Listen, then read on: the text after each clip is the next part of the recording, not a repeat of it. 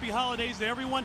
Not necessarily happy holidays for the Buccaneers 1-12, and to say that they are in transition, John, is an understatement. Rookie head coach, changes on the staff, rookie quarterback, and at times Josh Freeman has looked very good. For Seattle, they are not going to go to the playoffs this year, and I think the best way to sum them up, John, is out of sync. They've been out of sync all year defensively, out of sync offensively. Matt Hasselbeck has been hit more this year maybe than any year in his career. You would have no idea they're 5-8 by the sound of this crowd right now. Seahawks have won the toss. Connor Barth kicks it away, and that will roll into the end zone for a touchback. And we will set up shop with Matt Hasselbeck. 3-0 versus the Bucs, but boy, let me tell you, last week in Houston, a disaster. 3 fumbled snaps, 3 sacks, and a lot of hits on Hasselbeck. And Hasselbeck will come into this game 329 yards from becoming the Seahawks all-time leading passer. We've got some changes up front in the O-line. As my partner alluded to, we'll cover that in a second. They'll start off on the ground. That's Julius Jones. Jones going backwards. The Buccaneer defense ranked 26th overall. They've done a couple different things up front. John showed a little 5-man defensive line, what they call their fever package, and also some 3-4 look. 3 defensive linemen, 4 linebackers. Yeah, absolutely. Raheem Morris said he loves that everyone thinks they're just a Tampa 2. He's shown a lot of multiple looks, as you mentioned, 3-4, 5 D linemen. He's shown a lot of looks as the defensive coordinator. 4 on the last carry. They'll go to Jones again. Jones, that time, doesn't get back to the line of scrimmage. Ryan Sims scraping down the line for the tackle. You know, and right away, Ronnie, I think you see Jim Mora, Greg Knapp trying to make a statement, coming out the first 2 downs, running the football, trying to put the toughness into this football team, seeing if their if their team will respond.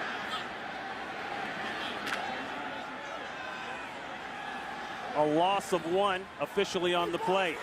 First 3rd down of the day. There's a look at their conversions on the season. Empty backfield. Ball better come out relatively quick. Blitz, they pick it up. The outlet throw, and a nice job coming up. Tanard Jackson slamming John Owens. And boy, the cheers went to boost just that quick. Yeah, they did in a hurry, but you saw Tanard Jackson coming up and doing exactly what he's done all year. He's played at a high level. This is a guy who was suspended for the first 4 games of the year due to a drug suspension. He said he's learned. Raheem Morris is very proud of him. He's played at a high level all year, specifically of late. John Ryan will punt it away to Sammy Straughter. You see Ryan's average there, solid. Drives that one out of there, decent rush. Plenty of room for Straughter at the 28. Dancing, looking back inside. He's brought down by Lance Laurie. A marker goes down. First call of the day for our referee, Mike Carey. Mike out of the San Diego area. John doesn't live too far from you down there. Used to always talk to Mike. Come on, hometown, give me a call. During the kick, personal foul, major face mask, kicking team number 45, 15-yard penalty. Tampa Bay has elected to take it at the dead ball spot. 15 yards, automatic first down. That's the center, the long snapper, Kevin Hauser, with the infraction. 47 yards on the punt, 12 yards on the return. And a quick look at the Buccaneers offense. They have had their issues as well. And it starts really with the rookie quarterback, the 17th pick overall, Josh Freeman, 8 interceptions in the last 2 games. He admitted to being confused, John, last week against the New York Jets defense. Yeah, Josh Freeman needs to improve, but I think it's got to start up front. This offensive line has been a huge disappointment. They've underachieved, and I think everybody maybe have an overinflated opinion of them going into the season. I formation, Cadillac Williams. Williams for a couple. Brandon Mebane is there. He picks up 3. The Seattle Seahawks defense, they come in ranked 22 overall.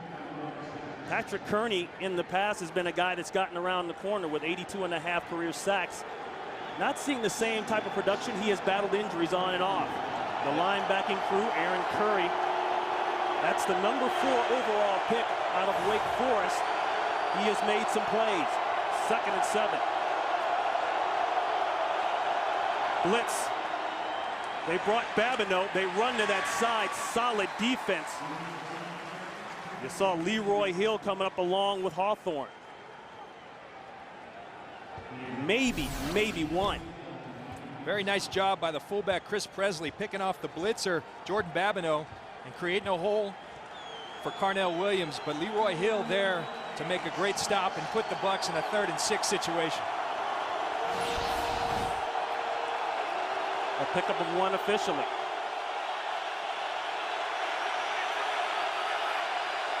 Straughter, return motion. Holding it, intercepted, yes, it is.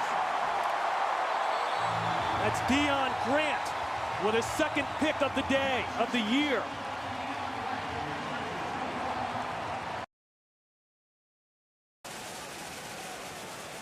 And you see the last 3 games as a starter, 9 interceptions. First 4 games, very promising for Josh Freeman. I went back, Ron, and I charted all his interceptions the last 2 weeks, the 8 interceptions. 6 of them happened right in the middle of the field where that last one to Deion Grant just occurred.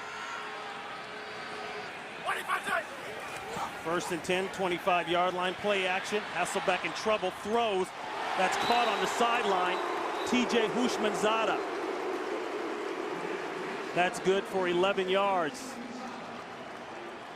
And as you watch this Seahawks offensive line, you talk about the changes in the open that Jim Mora made. He moved rookie right guard Max Unger over to the center position. Now that's not anything new. He played that at Oregon. It's what they thought of him long term. The center quarterback exchange has been an issue. They look for that to improve.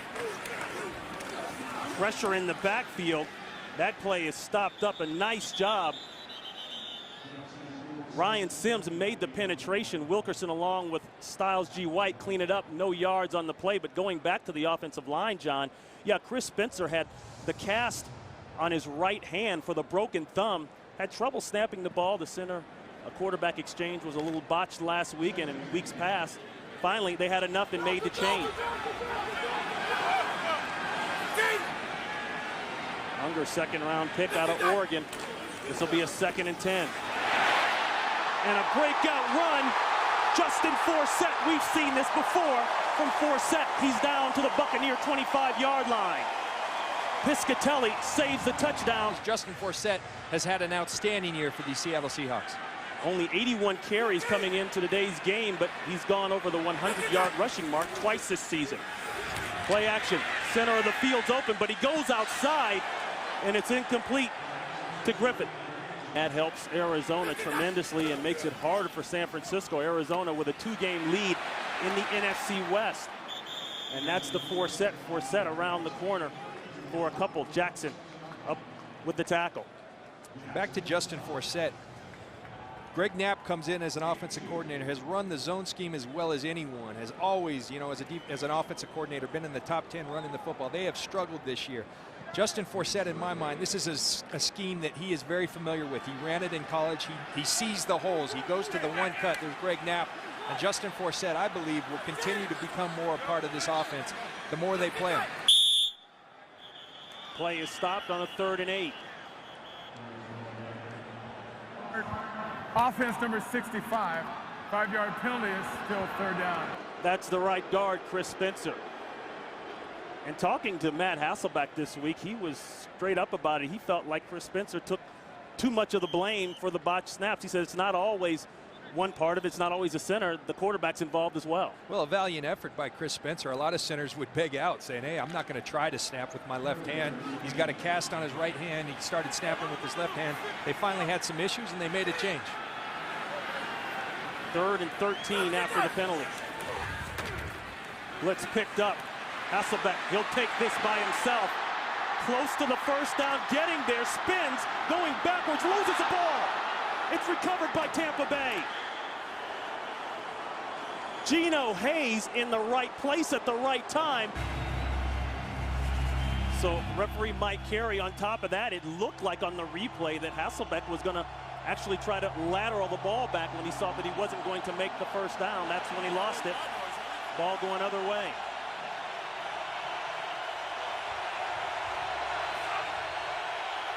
Loud, loud, loud.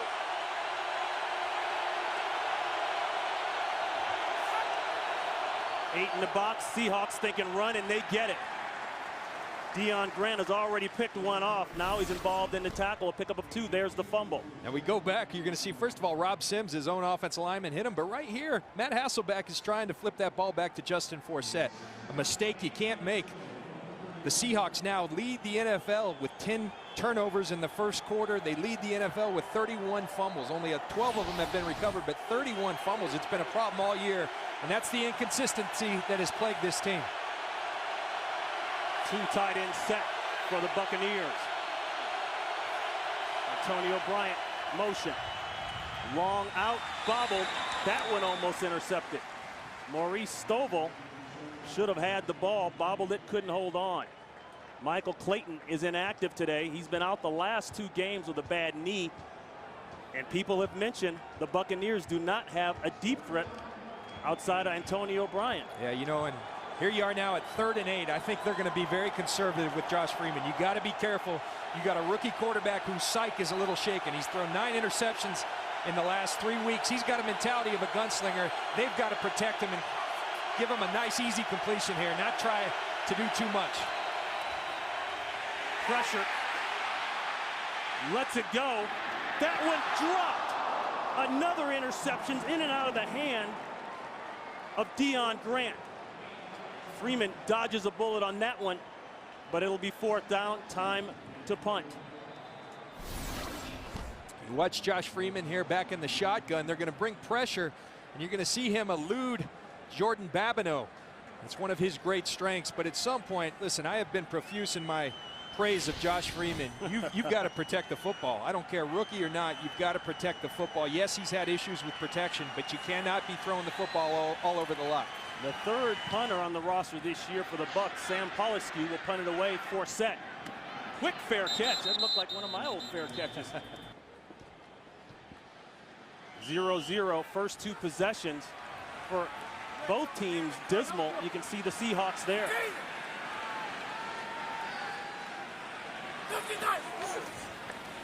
Hasselbeck to throw, going up the seam, just out of reach for Branch. Well, number 1 job as a quarterback is to keep the football for your offense. A 34-7 loss, the embarrassment to Houston last week. There's a first down by a guy who we know wants to play a little better. That's T.J. Houshmandzadeh.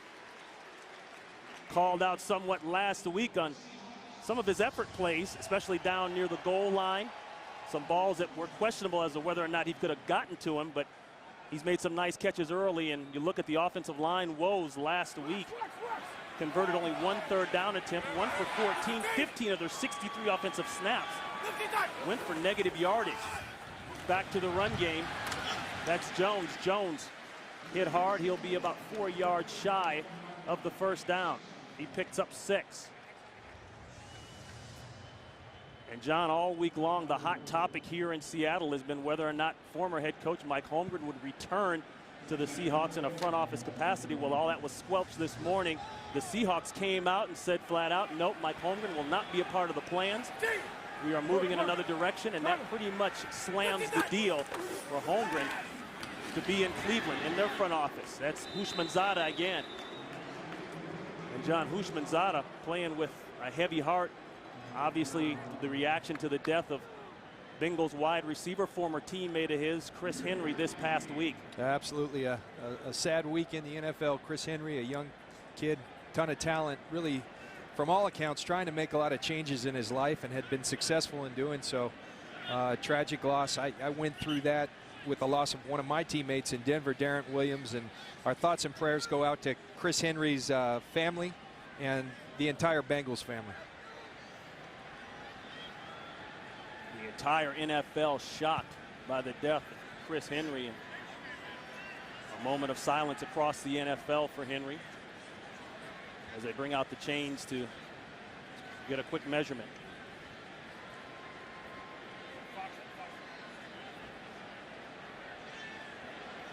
And inches shy of the first down. And John, you went through a similar situation like this with Durant Williams in Denver. Yeah, and we see the picture of Chris Henry, just very sad, and it's something I still think about every day, you know, and you know, the situation we had, it was the last game of the year. It happened that night on New Year's Eve. These guys have to play a game this week. I cannot even imagine. But I think a lot of them, like TJ Houshmandzadeh looks like, will go out and try to honor him with their play today. 3rd and inches. And I believe that Griffith got it on the second effort. I can see the spot there by the line judge, number 55. And yes, according to our line, that is a first down as they move the chains. The Buccaneers coming in off a loss, a 26-3 loss to the Jets. And it's been well chronicled, the poor offensive showing. But that was off the heels of a very poor practice. Raheem Morris said practice is a little better this week. Play action, looking deep. Intended for Julius Jones, and it's incomplete. Let's go down to Nichelle Turner.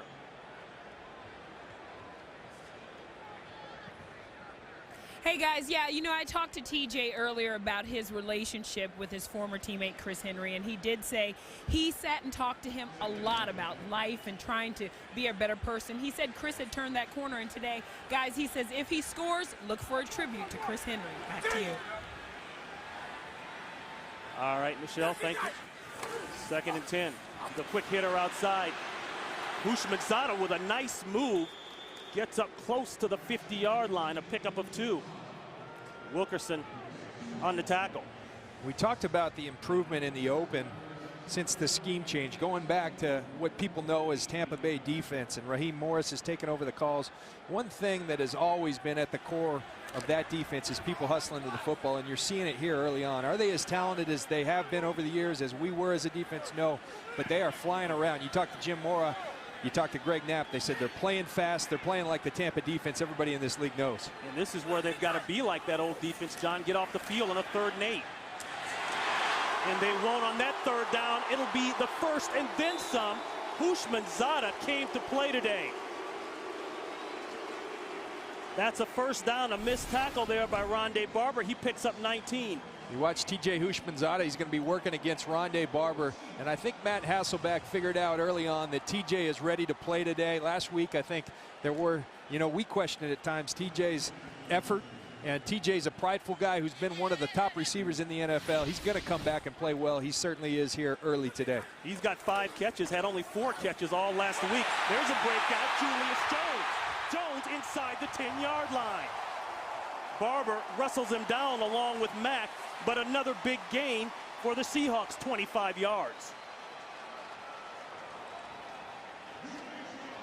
And a quick hitter for the Seattle Seahawks and Julius Jones. Julius Jones has been playing better football as the year's gone on. The center, Max Unger, does a great job. Max Unger moving over to the center position. He's played at a high level all year. He's a little bit of that dirtbag that Jim Mora is looking for, but a nice block right away by Max Unger at his new position. Jones again, he had to slow down. Looked like Griffith was in the way, but still he gets 4 yards. Kyle Moore, the 4th round pick out of SC, with the tackle. And John, up front, I think you got to say good job thus far. Max Unger, Chris Spencer, the change in the offensive line this week. Well, listen, you can talk about the changes, but I know one thing about NFL players. They don't like being called out publicly, and sometimes a head coach needs to do it. Jim Mora felt like it needed to be done. Watching film, I felt like it needed to be done, and it looks like it's paying dividends here early. The offensive line doing a nice job for these Seattle Seahawks. 2nd and goal. They'll pass it in. In and out of the hands of Obamanu. Ben Obamanu should have held on for a touchdown. And remember, Nate Burleson is out today with an ankle sprain, so we've seen Deion Branch getting more action early, Ben Obamanu getting action early. Deion Branch is a guy that needs to step up, but Nate Burleson has been as productive as any receiver they have this year. They're going to miss him, and you see the results early.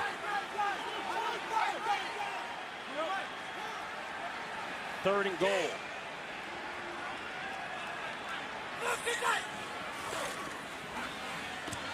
Knocked away, nearly intercepted. Intended for Carlson. Barrett Ruud was in perfect position, and that'll bring up 4th down, and they'll bring on the field goal unit. Barrett Ruud in perfect position. Matt Hasselbeck, a veteran play right there. Barrett Ruud in tight coverage, but had his back to Matt Hasselbeck. Matt Hasselbeck tries to squeeze one in. See John Carlson working the middle against Barrett Ruud. And that ball's there. I think Carlson needs to have that, but Barrett Ruud, nice job getting his hand in there. He almost got the bounce. That's right. 23 yards out for Murray. He's made his last 18 field goals. Botch snap. And down goes Murray. So a miscue on special teams. Well, two things on this play. First of all, I think a bad snap by Kevin Hauser. But John Ryan, reports as an eligible. Excuse me, as Mike Carey. But you see the low snap, but John Ryan, you got to expect him to make that. And Olindo Mare doing his best job. This has been a tight operation. Olindo Mare, as Ron referred to, had made 18 straight. Inconsistency early on, not taking advantage of opportunities for the Seattle Seahawks. DeMar Dotson, a tackle, is in as an eligible tight end. That play going to the left, that play going nowhere. That's Derek Ward. You know, one thing in talking to Cadillac Williams earlier this year, and he's a team guy all the way, but one thing that has frustrated him is he's had a great deal of success running the football early this year, only to have the Bucs go away from him. They brought in Derek Ward. They're trying to justify bringing in Derek Ward, so they're going on a 2-series rotation. Cadillac Williams says, every time I get a rhythm going, they take me out of the game. You know, we'll see if they can make an adjustment with both of the running backs. Second down, 11. Two tight end look. Marker down. This play could be wiped out. They'll go to Ward again. He'll be about a yard shy of the first, but let's check Mike Carey. That's going against Tampa Bay.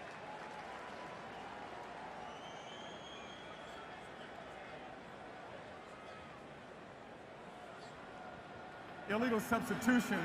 Offense number 69 lined up in an eligible position without reporting. 5-yard penalty is still second down.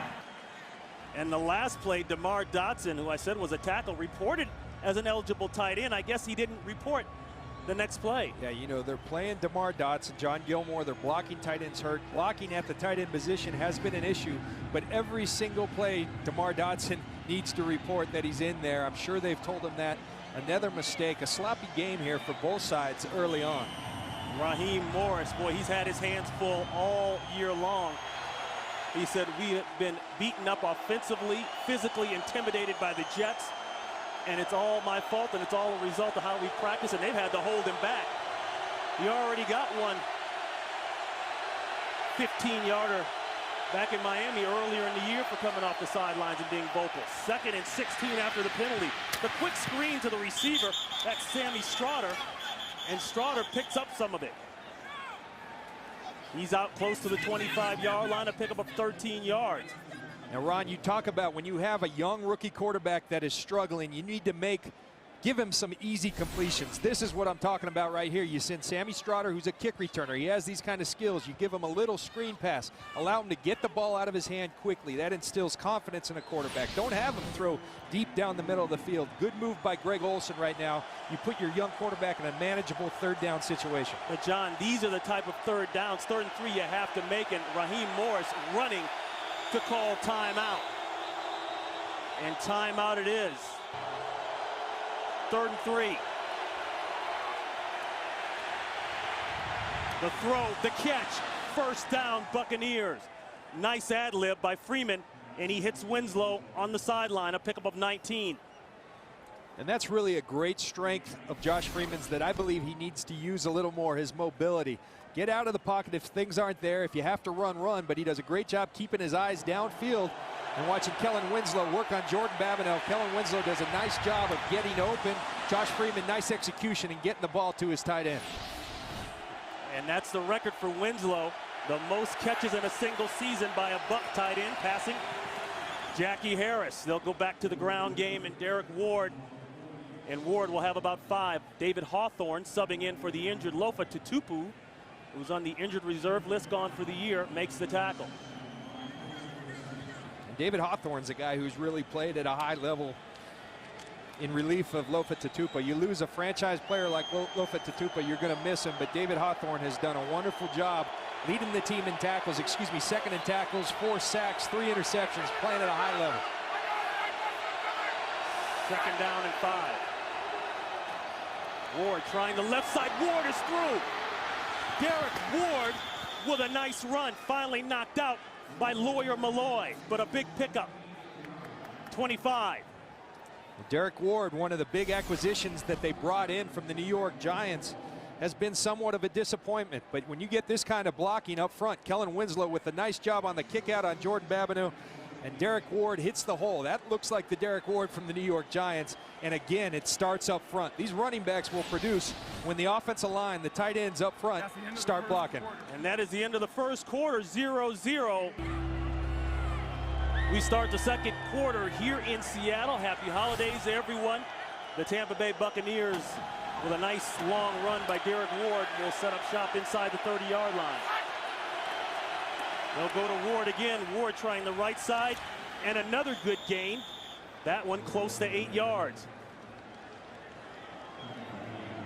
And welcome to the booth, Ron Pitts, along with former Buccaneer and future Hall of Famer John Lynch. So I'll throw that in there. John, big picture now, talking about the Buccaneers, their season. As we say, it would be too nice to say it's transition. They've had a lot of things go on, but they still come out here and they still continue to fight. Yeah, and they've been very fortunate here today early on. The Seattle Seahawks missed opportunities is the story of this game. Matt Hasselbeck with the fumble as they were moving in, the mishandling of the snap on the field goal attempt. Now the Bucs are starting to settle in on offense.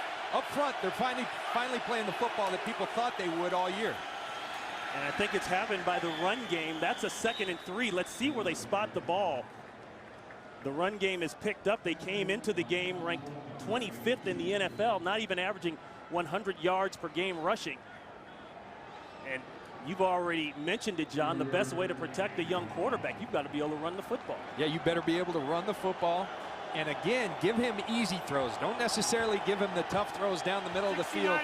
He's a gunslinger. You see the first 2 possessions, 6 yards. This drive, 71 yards. They're starting to get into the rhythm. And again, it all starts up front. 3rd and short.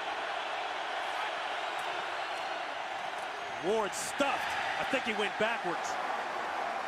According to the official's mark, he is shy. And immediately, the field goal unit comes on for Tampa Bay. So we talked about the 3rd and short for Seattle, a crucial 3rd and short miss here by Tampa Bay. I say it all starts up front. You see Jeremy Zuda, who's been starting all year, filling in for Aaron Sears, get pushed into the backfield. Again, when it starts up front, you have to be able to get that push on a 3rd and short situation. They don't. As a result, they have to kick a field goal. 38 yards out for Connor Barth. It's up, drifting to the right. No good. It hit the right upright.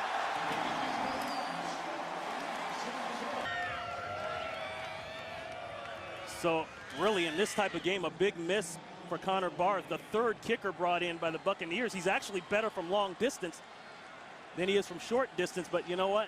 When you're 1-12, no one wants to hear that.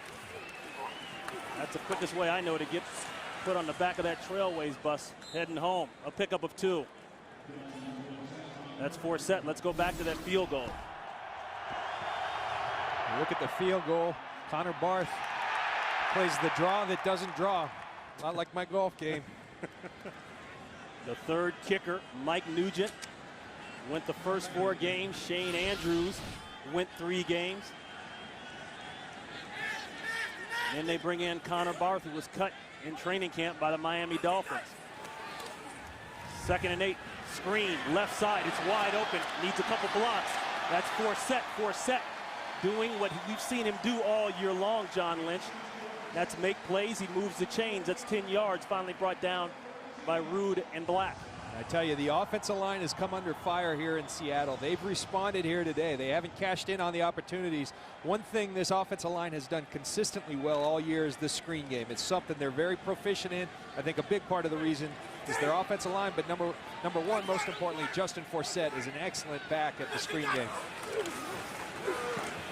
Bootleg, looking for a comeback. There it is, just over the head of Houshmandzadeh. Houshmandzadeh working on Talib. He had him there for about a step and a half, but the ball a little high. Matt Hasselbeck is a quarterback who, you know, you watch a guy enough and you really gain respect. That dry sense of humor that Matt Hasselbeck has. Back to the draw. Busting tackles. Forsett. And Forsett across the 45-yard line. A pickup of 5. Forsett slow to get up. Rude on the tackle. You're talking about Matt Hasselbeck. I think one of the things he was looking forward to this week with Max Unger shifting to center, they were going to put a little more of the responsibility on Matt Hasselbeck in terms of protections, in terms of snap counts and whatnot. And he was looking forward to that. He said the irony is when I was with Holmgren, I was young and we had a veteran offensive line and I made the calls. Now we've got a young offensive line. I'm a vet quarterback and they're making the calls. He was looking forward. He feels like he can control the tempo with him in charge. 3rd and 5. They pick up the pressure. A crosser, a trip. And it's incomplete, intended for Dion Butler. Elbert Mack was on the coverage. No markers. And the Seahawks will have to punt it away. See Elbert Mack right here, and I tell you, a defensive back never thinks it's defensive pass interference, but and that's not because incidental contact, tangling up on the feet. They're not going to call that. Yeah, I think you're right. Good call there. Elbert Mack gets caught on the feet. Definitely was contact, but again, the key word, incidental. Play is stopped, marker down at the line of scrimmage.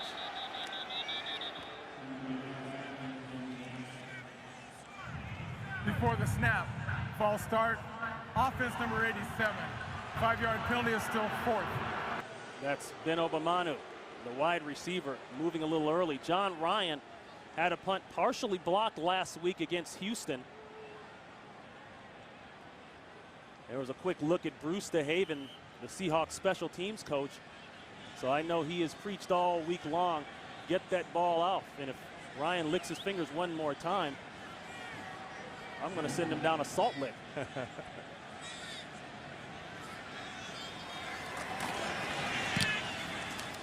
That one, I believe John Lynch was partially blocked.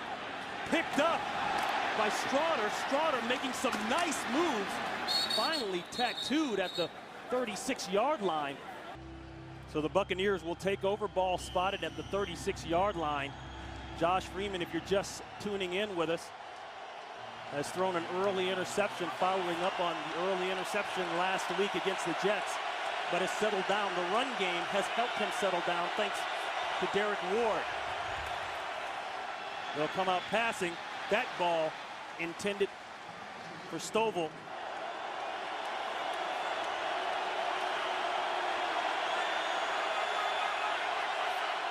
Second and 10. Delayed draw. That's Ward again, and Ward, before that carry, 6 carries for 38 yards. He'll be very close to another first down.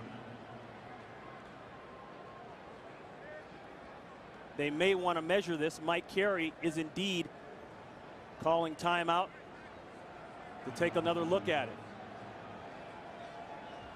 So Raheem Morris, his first year as a head coach at 33 years old. The folks in Tampa Bay know the story quite well, but our viewers in Seattle may not. He was originally hired as a defensive coordinator.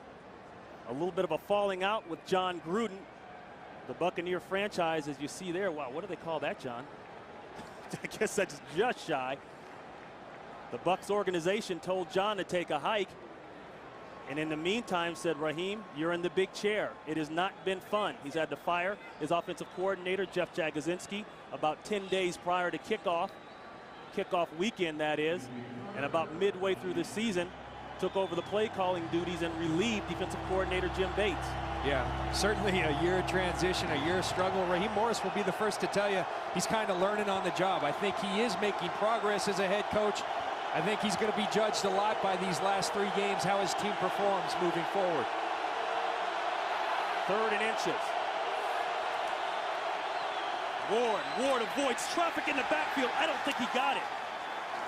Corey Redding knifed through, and Hawthorne denies him from the first.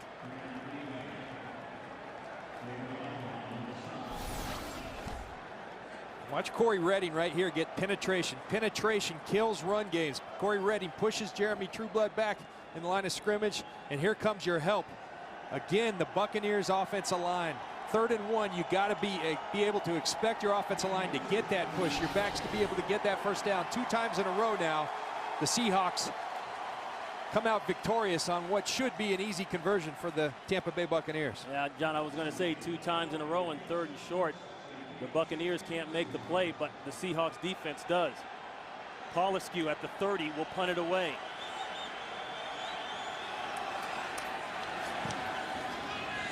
Justin Forsett is deep. Bad ball. He screams, get away from it. But a favorable roll for the Buccaneers. Dead inside the 15-yard line. And a look at the offensive leaders. Boy, they don't want to make him the guy, but his numbers every week say he should be. That's Justin Forsett. And Houshmandzadeh has been big early, already eclipsing last week's performance, has 5 catches for 46 yards. Go back to the run game. Julius Jones, he's run well early here today. He puts his head down for 7. Denard Jackson with the tackle. Listen, I've been very high on with my praise of Justin Forsett, and Julius Jones early in the year didn't look and appear to be hitting holes and seeing holes. Of late, Julius Jones is starting to do that, running very hard and impressive. Quick look at Mike Gibson on this 2nd and 2. Another wide open hole and an easy first down for Julius Jones. See Mike Gibson there. Jim Mora told us that he would rotate in with Chris Spencer at the right guard position. He said we'd see him in the 2nd quarter. When we asked Jim Mora what he knows about Mike Gibson, what he could tell us, he said, I've seen him practice.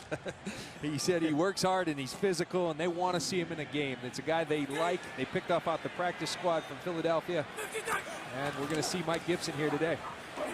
The roll, the wide open throw to the fullback. That's Griffin, and he avoids one and slashes across midfield. A marker goes down late. And they're going to get T.J. Houshmandzadeh for blocking Rondé Barber in the back, I believe.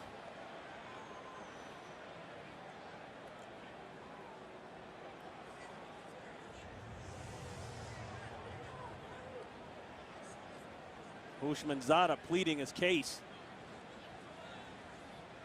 And Matt Hasselbeck saying, let's go. Get back in the huddle.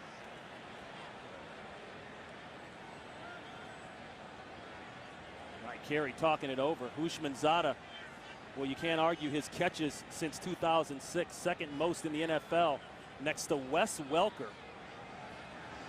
359 coming in to today's game total. There's no foul for legal block in the back. The force came from the side. John, I guess he talked him out of it. Huh? Good debate skills by T.J. Houshmandzadeh. Watch T.J. Houshmandzadeh here in the screen as the play develops. He's going to get Rondé Barber right here. I don't know. The Bucs may have got one there. Excuse me, the Seahawks may have got one there. And he got him up around the collar. Hey, you got to make your case, though. There's an art to doing that as well. So 23 yards, no flag on the play. Stopped up in the middle. No place for Jones to go. Savvy Piscatelli is there. A pickup of 2. Let's go down to Nichelle Turner. Hey guys, you know, I was talking to Sean Locklear earlier about the coach's comments this week, calling out the offensive line, and he said after those comments, they all had a meeting because they kind of felt like they were called out too. He said the coach told him, I wasn't calling you out. I told them they need to execute better. He said he put him on a short leash. They said they had a 3-game tryout to see what they could do. Back to you. Yeah, Jim said all positions are open on the offensive line this week. Going back door to Dion Butler. And that's incomplete. But a marker is down.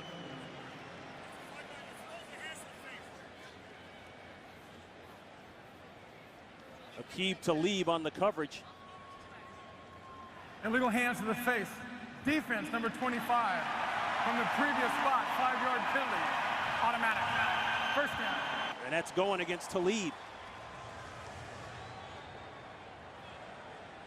You know, and as you see the penalty here, you're going to see Aqib Talib competing with Dion Butler, and he does get the hands up in the face. You know what's interesting about that, John, an offensive lineman, how many times have we seen them put a hand in the face of a defensive lineman rushing? Oh, it happens all day called. long. Michelle had the report on Sean Locklear.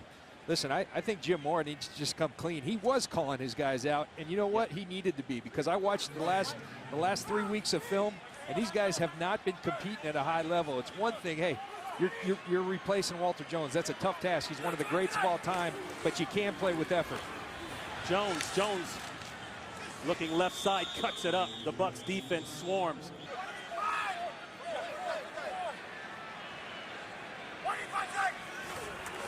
Second and long, slant, it's caught. Shy of the first down, a great job by Talib. Breaking up on the slant, making the hit. You know, Jim, a lot was made of Jim Morris saying, hey, I want some dirt bags, and he did qualify it. I'm not talking off the field, I'm talking on the field. But listen, all the great offensive linemen I've played against, the Randall McDaniels, the Steve Hutchinsons, they'll give you a little something around the pile, and you got to know that, you got to expect it. You know, I wouldn't be surprised if one of these guys gets a 15-yard penalty today, and I wouldn't be surprised if that man's not upset about it, because he wants that nastiness. He said he's trying to build a culture here, and that's part of that culture he wants to establish. 3rd and 1, Jones going sideways, finally cuts it up, and he'll have the first down. Rude and Hayes with the tackle, but not until Jones has the first down, and Jones shaken up. Remember, Julius Jones has been battling a bruised lung. You don't hear that one much, but from a pass blocking down in Arizona weeks ago, and that's been something that's been hurting him. He came back, he's playing with a lot of pain, and I think right there it appears as maybe if he's irritated that. The Seahawks on the ball fast. But Mike Carey slows him down. 10 carries, 60 yards for Julius Jones on the day. You make a great point, and this is frustrating the heck out of Matt Hasselbeck right now, because getting to the ball fast, that's what he likes. He likes tempo. He wants to get his offense up to the ball and wants to get moving. He hasn't taken a shot at the end zone yet. The long route to the corner. That's the tight end, Carlson. Is he in? Touchdown, Seahawks.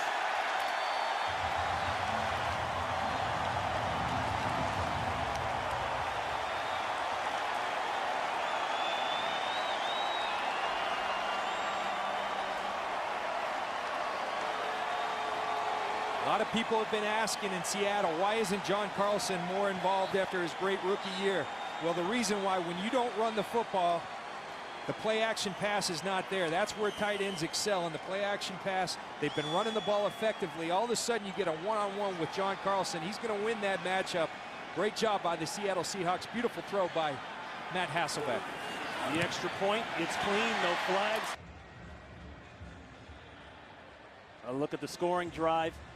Capped off the 29-yard touchdown catch. First points this afternoon here in the second quarter with 4:31 left in the first half. You watch John Carlson at the finish of this play, and I'm not so sure. Look at that foot right there. Yeah, that's right. You might want to throw that challenge flag. Missed. I mean, this is exactly where the Buccaneers upstairs, they've got to get some help downstairs. Say, hey, wait a minute, challenge this. You see John Carlson working Quincy Black on a corner route. Great ball placement by Matt Hasselbeck. John Carlson, again, has had to stay in protection. That's the John Carlson that the Seattle Seahawks fans know from last year and want to see more of. This will be Huggins. Huggins pours it up in. Nice return out to the 30-yard line. The San Francisco 49ers and the Philadelphia Eagles going on right now. The Eagles with a 14-3 lead. And the Chicago Bears and the Baltimore Ravens. It's a 7-point game with Baltimore ahead in the second quarter. The crosser complete. That's Winslow, and Winslow coming clean for 15 yards. You know, Ron, I like the adjustments Greg Olson's making with his rookie quarterback right now. They've come out, they've tried to assert themselves in the run game. All of a sudden, you bring that safety in the box. What do? On first down, you go to play action, and there's a big seam. The linebackers suck up. Josh Freeman on the roll with great ball placement to Kellen Winslow. Nice execution, nice calling of the game by Greg Olson, offensive coordinator for the Tampa Bay Buccaneers. Second catch of the day by Winslow. Cadillac cuts it up. And Cadillac Williams just shy of midfield. Hawthorne along with Curry on the tackle, a pickup of 3. And Greg Olson, you know, in recent weeks he's been in battle, much like all these coaches. When you're 1-12, they're going to talk about everybody's job, you know, and he came into a tough situation. they've been trying to find their identity. Are they a zone scheme that Jagosinski brought in, or are they a power team? I think they're a power team. They're starting to get to that as a run. They've got their biggest asset is Josh Freeman, and that's Greg Olson's job as an offensive coordinator. Cultivate him and bring out the greatness. He's doing a nice job today. DeMar Dotson checks in on the right side, going across the field, and it's incomplete, intended for the former Seahawk, Jeremy Stevens, but it's incomplete. There's two UW guys going head-to-head. Jeremy Stevens and Lawyer Malloy, two University of Washington graduates. Husky on Husky. Husky on Husky. And Lawyer Malloy is a guy that Jim Moore, you talk about toughness and nastiness. He said, we've got to get him on the field more because he brings that toughness. He brings that nastiness, that professionalism. He's a hard guy, and our team needs more of it. 3rd and 8.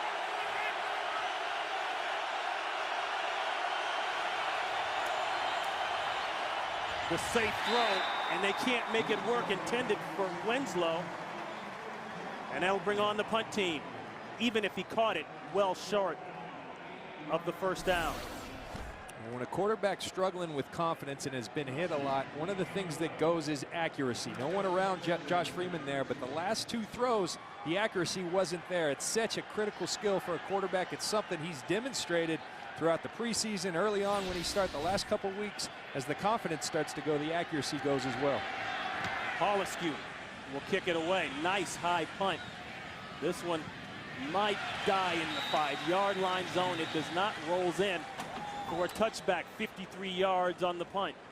2:49 to play here in the first half. He will not, you talk about his confidence being shaken. This is a confident guy. He said, listen, I'm going to cut it loose. I'll always do that. The 17th pick overall in this year's draft. That's Justin Forsett on the other side. He picks up 5. And Freeman, John, you've talked about it. The Bucs dragging their feet on making him the guy right away, and it's hurt his development. They start off and they go with Josh Johnson, and they actually starting with Leftwich, then go to Josh Johnson, and they don't get Freeman into the game until a quarter of the way through the season. Gets the team's only win against the Green Bay Packers in a comeback victory. The swing pass, Forsett with a nice job of doing some on his own. He'll be about a yard shy of the first. And thank you to all of our brothers and sisters over there fighting for our freedom every single day. I can't imagine how tough that must be on a daily basis, especially when it comes to holiday time. 3rd and short, the dive through. That's Justin Griffith, and he's got the easy first down. They hustle things up. Under 2 minutes here. The Seahawks with 3 timeouts in their pocket. Tampa Bay with 2. See Matt Hasselbeck getting everyone up to the line of scrimmage really quick. They want to get more points on the board before halftime. They've left some out there. Be big if they could get more on before half. They tried to go pump and go, looking for Deion Butler. It wasn't there. Well covered down the field by Talib. And look at this. We said in the open, this offensive line was called out. Will they respond? Evidently they have. They're running the ball extremely well. He's dropped back 18 times. He has yet to been hit, pressured, hurried. Offensive line really doing a nice job responding to their coaches calling them out. Technically, that last play, that was the first hurry of the day against Matt Hasselbeck. Don't count that as a hurry, count it as a sack. The first sack of the year by Geno Hayes. I think we jinxed that offensive line.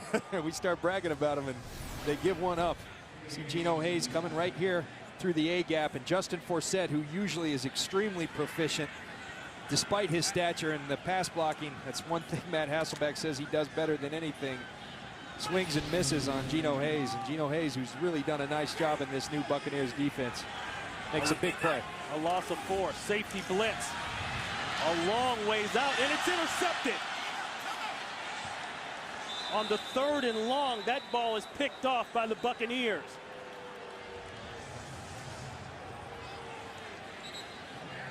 I believe it was Geno Hayes who came up with it, but they're under there fighting. I've been there. A lot of bad stuff happens in those piles. So you never know who's going to come out with the ball. And Mike Carey, very careful not to signal too soon before he knows. Now he knows and signals Buccaneer ball. So a huge turnover by Seattle. big play opportunity. And John, I was going to tee this up for you because everybody talks about getting back to the old way of playing defense like you guys used to play, the aggressive Tampa 2 style. Lack of big plays has been the story all year. Finally, you're seeing one here. See Matt Hasselbeck, and it's Jimmy Wilkerson who comes up with the tip, and then Geno Hayes comes up with it. But Matt Hasselbeck, again, being careless with the football. We've seen both quarterbacks be careless with the football. You know, Rich Bisaccia of the special teams for the Bucs used to say, hey, you carry the hopes and dreams of this organization, this city. When you have the football, you have to protect that ball. It's precious. That was Tenard Jackson, who came from long distance on the blitz. Play action, a wide open crosser. That's Winslow. And Winslow will have a first down working inside the 15-yard line. Trufant on the coverage. And a timeout is called by Tampa Bay. They've got one timeout left. Some close races in the playoff race around the NFL. The Arizona Cardinals in good shape, especially with a San Francisco loss today. The 49ers playing right now. The key story there, the 49ers have doubled up the Arizona Cardinals, so the Cardinals have to keep that 2-game stagger and stay out of that tie-break situation. 36 seconds left, one timeout for the Bucs.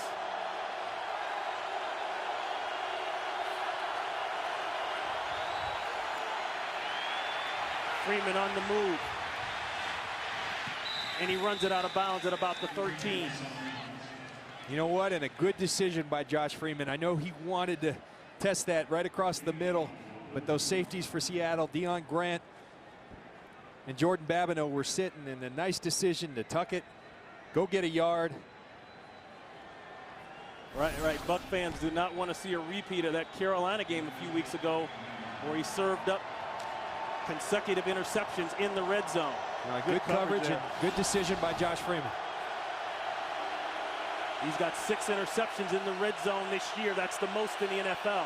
I'm not trying to jinx him. 2nd and 9. Catch, but going backwards. Nothing there. Stovall. You know, we had the Buccaneers just 2 weeks ago in Carolina, and we saw Josh Freeman with 3 interceptions within the red zone. 4 within the red zone. It was John Beeson that was all over the field that day, and they've obviously schooled in his head now. You cannot turn the ball over down here. Only 3 yards on that pass play there to Stovall. Now, if you're the Buccaneers, you got to feel real good about the fact that you've been outplayed for the most part. I mean, you're looking at total yards, 242 for the Seahawks, 117. The Seahawks have been down there threatening, but the game's only 7-0, and here you are in the red zone. If you can turn this into points, preferably a touchdown, but at least a field goal, you feel pretty good about where you're at halftime as opposed to where it could have been.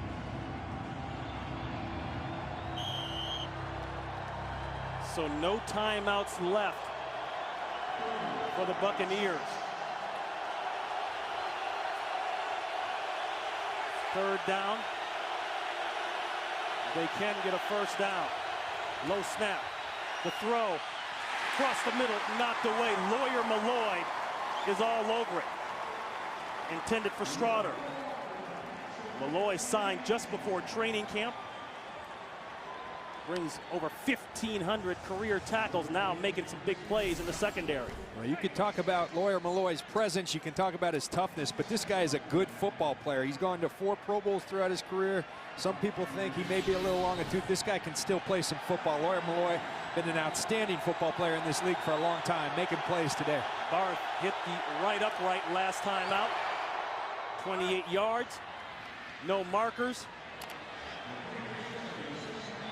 And it's good. So the Buccaneers, with 15 seconds left, do exactly what John Lynch said they had to do, go down the field and come away with some kind of points. It's a 4-point game.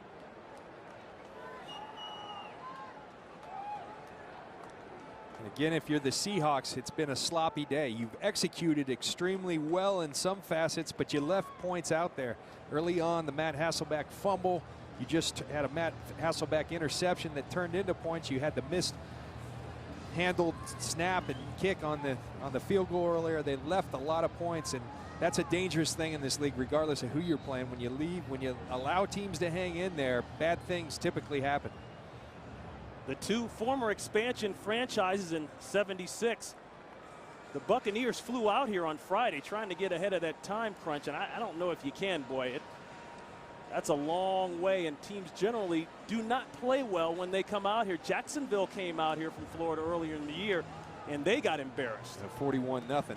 How about that? I mean, you know, and that's been the thing with Seattle this year. We did opening day for them, and they shut out St. Louis 28-0. Jacksonville 41-0. They've been extremely good at times. They've been extremely bad at times, and their trend has been either blowing people out or getting blown out. There's no close games with these Seattle Seahawks. Forsett, he'll take that 5 yards deep and sit on it.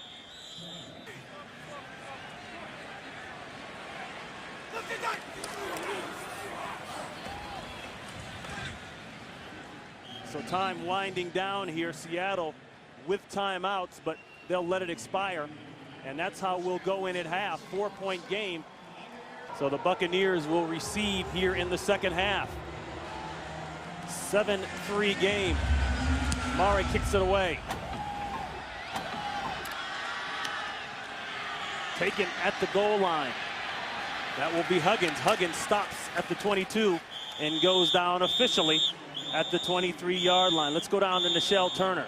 Hey guys, Coach Moore said that this was a very ugly first half for his team. He said that his offense was flat, that they'll put together a decent drive and then just hand it to the Seahawks. He also said that he believes his quarterback is settling down, but that he's still got to play better, that he's got to find those open receivers. Coach Moore said he's proud of his guys. He said they ran the ball well, they protected the quarterback. Whatever he said this week, he said it seems to be working. He says the guys are responding and that he's very happy with the way things are going. Ronnie, back to you and the Hall of Famer, soon to be John Lynch. All right, Nichelle, thank you.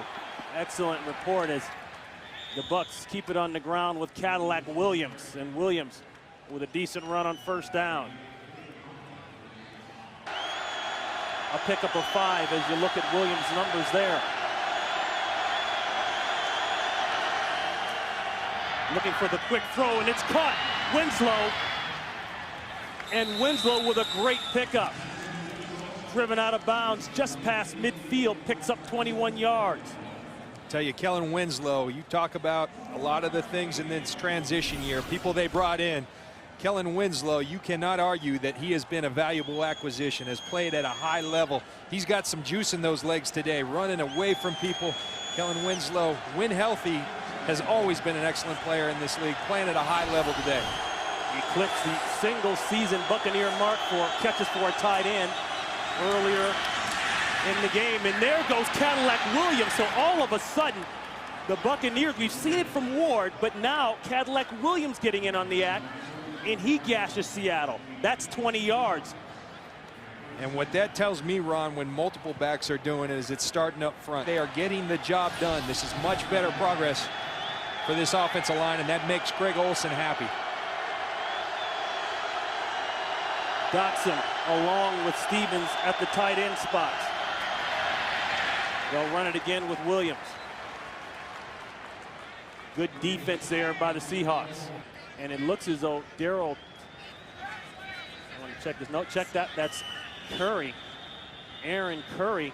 He was shaken up last week in Houston. It ended up being a hip pointer, but it was quite a hip pointer because they actually brought the card on the field to take him off. Buccaneers approaching the red zone, trying to get a win here. They've lost 16 of the last 17 and 3 of the last 4 here in Seattle. 2nd and 10. The run game has been effective. Movement on the right side, and that looks like Jeremy Trueblood.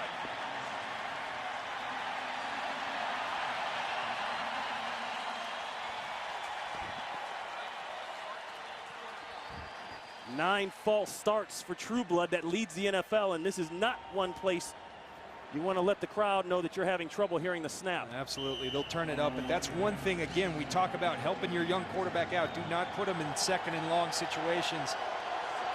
Penalties like that kill an offense and the rhythm. 2nd and 15. Quick throw, it's not there. Freeman in trouble. Freeman goes down. Kearney, along with Hawthorne. I'm laughing only because you watch Josh Freeman go down. He's bigger than Patrick Kearney here. But that's progress for Josh Freeman and the Tampa Bay Buccaneers. Watch him here. He's going to go through his progression. He wants it there, but he thinks better of it. And there were some tight windows. That was dangerous. Good decision to pull the ball down. Sometimes you live to see another down in this NFL. As a quarterback, you've got to come to understand that. All these guys are gunslingers, Josh Freeman especially. You got to, as we keep talking, you got to protect the football. You see the problems in third down conversions for the Buccaneers, and they finally convert one. Let's see where they mark it. It looked like an easy first down for Antonio Bryant. And then you talk about being quiet. Antonio Bryant, his first catch of the game. I talked to Greg Olson down on the field before the game. He said we want to get Antonio going early. Obviously, the Seahawks have been doing something to take that away, but good to get this guy. He's an explosive wide receiver. They need to get him involved. He's a guy who, throughout his career, averages 15.4 yards per carry. Antonio Bryant up top. And he's been good the last 2 road games, averaging about 100 yards on 8 catches for 207 yards. There's a give to Williams. Patrick Kearney there again. They'll call it a pickup of 1. You see Cadillac Williams, and as we've talked about, Derek Ward having a productive day. When you look at the personnel, you know, when you're a 1-12 team, there's a lot of things that need to be fixed, but we'll go over here soon some of the things we feel as to how they can improve their franchise. Some critical decisions to be made in the upcoming months for the Tampa Bay Buccaneers. A 2nd and 9. Now they have movement by Donald Penn on the left side. And a vicious hit, and Freeman is mad. He's going after Corey Redding. He's got the size to do it, that's for sure. 6'6", almost 250. Definitely one of the bigger quarterbacks in the NFL. False start. Offense number 70. 5-yard penalty. Still 2nd down. Well, Trueblood did it on one side. Now Donald Penn switches on the other. And boy, they're still hot. Now Penn getting into it with Deion Grant. Well, that's what you should be. You should protect your quarterback. I think that's something Jim Moore is looking for from his linemen. And Donald Penn knows that he made a mistake. Again, killing his team, putting him in a 2nd and long situation with the false start. But they took a free shot on that quarterback. No matter how big Josh Freeman is, that hurts. And, you know, I like that. Sticking up for your quarterback. These guys are heated. And this crowd is starting to realize they're getting to this Buccaneer offensive line, and they'll turn it up.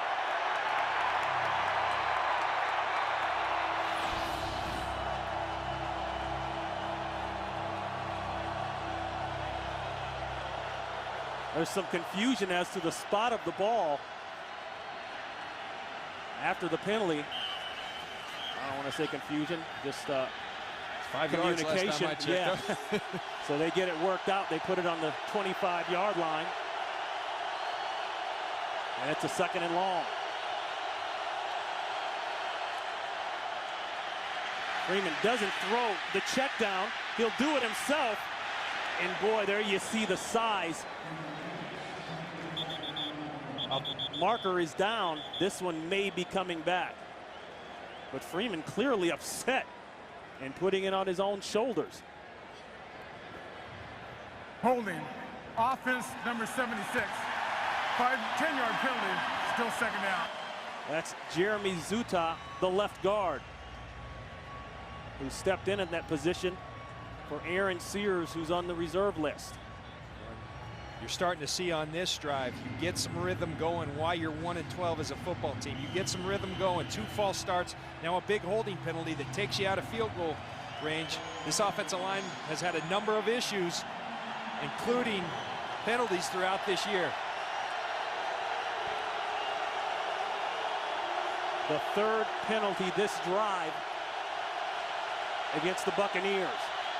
2nd and huge distance. Out Straughter. Straughter with a nice move. And Straughter works back to the 26, maybe 27-yard line. Tackled by Josh Wilson and Lawyer Malloy. Now you look at last year's draft, you obviously got Josh Freeman, who I think the world of. I think so long as they develop him right, he's going to be a star in this league. Sammy Stroughter's a find. You got him in the 7th round. You drafted well this year. Next year is going to be that critical draft for this team. 10 draft choices in 2010. An opportunity to really change your fortunes in a hurry. 3rd and 16.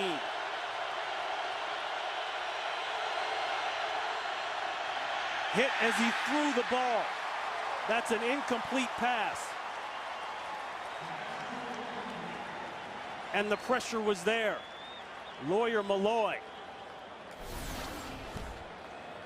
See all these guys standing around, but Lawyer Malloy right there is going to come through as a free runner.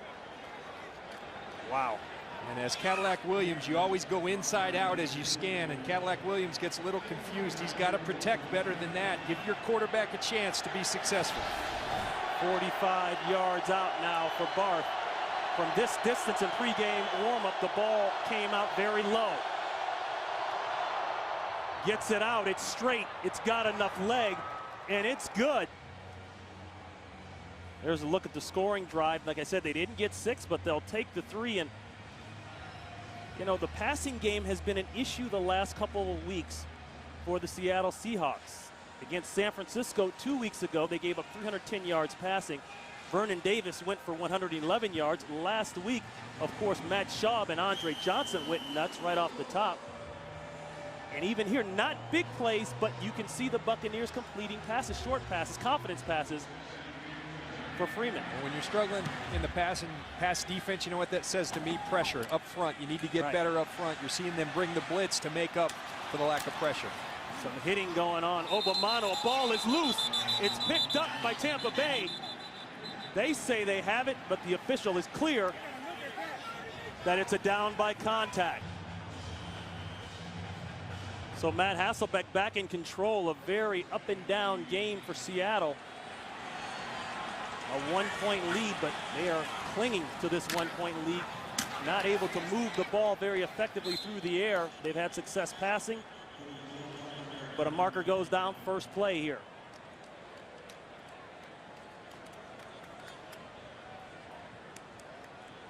Illegal formation. Offense. Number 84 covered up an eligible receiver. 5-yard penalty. Still first down. That's Houshmandzadeh. The basic rule, you've got to have 7 men on the line of scrimmage at all times. And those are things that goes back to what, day 1 of minicamp. Yeah. We're seeing sloppiness from both teams. You see TJ Houshmandzadeh right there covering up his tight end, John Carlson. He needs to be off the ball.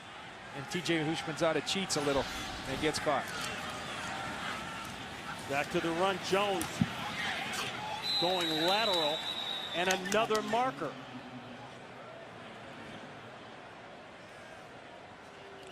Geno Hayes kept him from getting around the corner, but 2 flags in a row.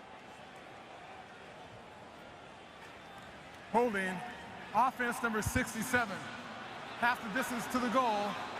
His decline, second down. That's Rob Sims, and Rob Sims was one of the guys this week that, in the reaction to Jim Moore's calling everyone out for not being tough enough, he said, I'm not really sure, quote unquote, what coach meant by lack of toughness. Well, you know, and I think Rob Sims might have a case personally. Collectively, I don't think, you know, when you look at dirtbags as Jim Moore defines it, you know, guys who play to the whistle, Max Unger and Rob Sims are those 2 guys. They've been giving that effort. It's the rest of the group that needs to step up to the plate and play with some nastiness. Intercepted on 2nd and 16. And that's Jackson, Tanar Jackson, with the interception in the red zone.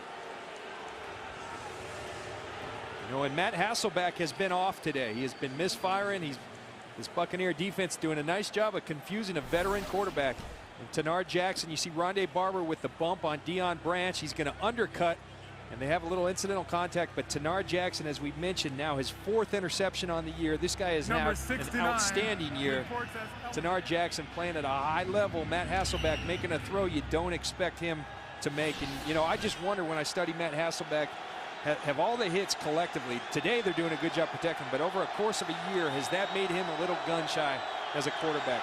That interception taken close to the red zone. Ball spotted just outside the 20. There's the dump off and room for Williams. Touchdown, Buccaneers. No flags down. Count it.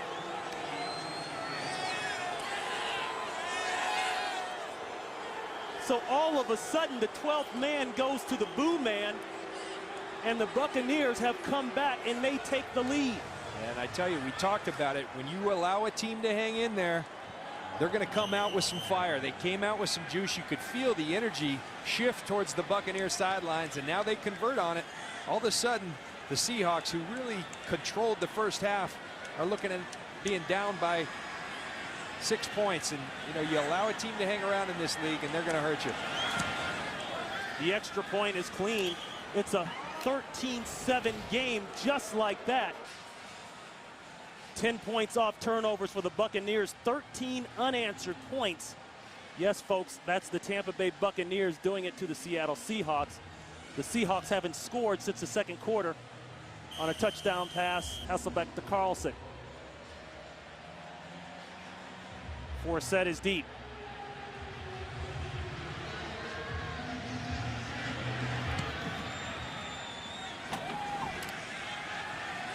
This will be Forsett at the 3.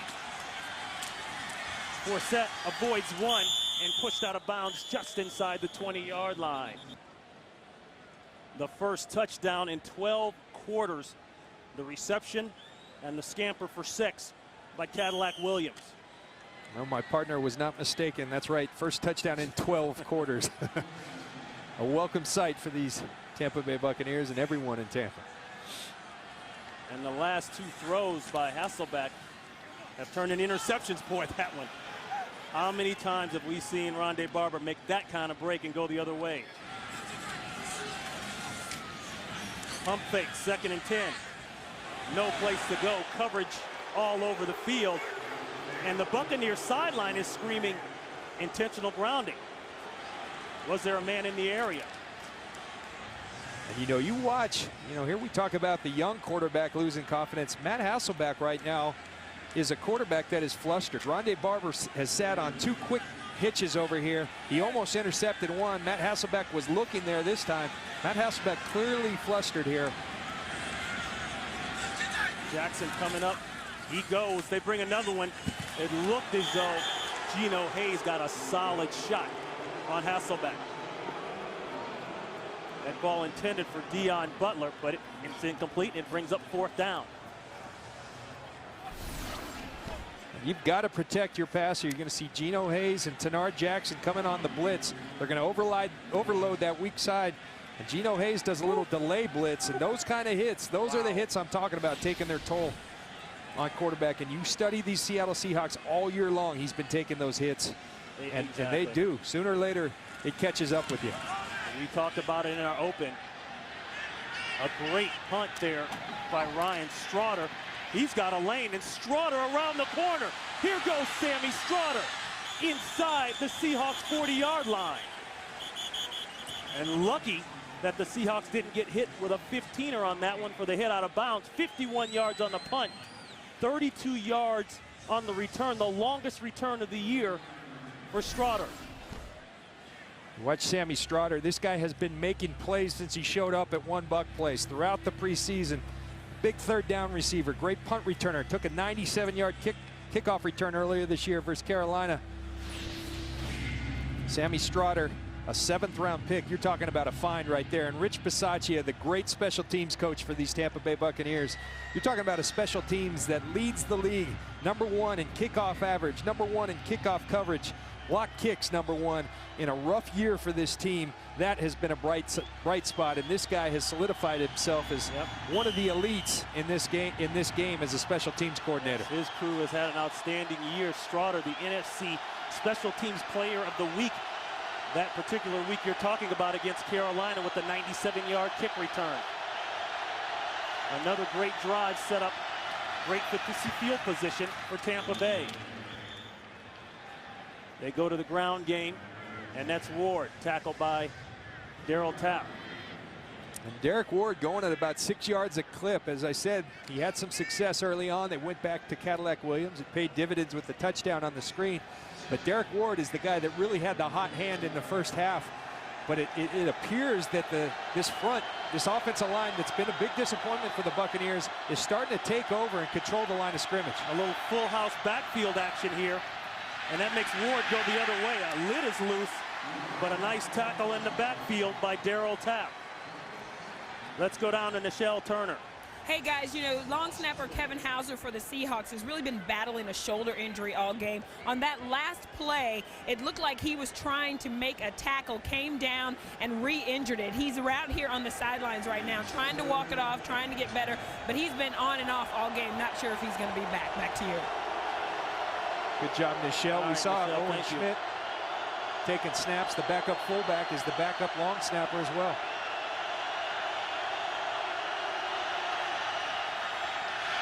Third and long. Boy, did he thread the needle on that one. And you're right, John Lynch.